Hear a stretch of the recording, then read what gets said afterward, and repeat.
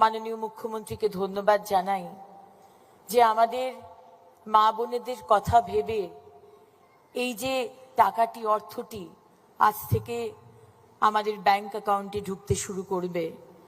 এটা শুধু একটি অর্থ নয়, এটা মহিলাদের জন্য, আমাদের জন্য একটা সুরক্ষা, একটা নিজের পায়ে দাঁড়ানো, এটার একটা প্রথম পদক্ষেপ।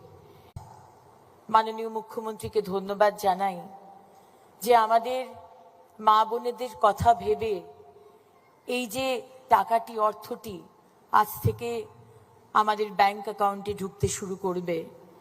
এটা শুধু একটি অর্থ নয়, এটা মহিলাদের জন্য, আমাদের জন্য একটা সুরক্ষা, একটা নিজের পায়ে দাঁড়ানো, এটার একটা প্রথম পদক্ষেপ।